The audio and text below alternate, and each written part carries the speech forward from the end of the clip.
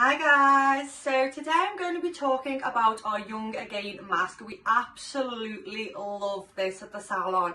So Young Again, it's not for old people, but it's for old hair that's been on your head for many years, meaning long hair.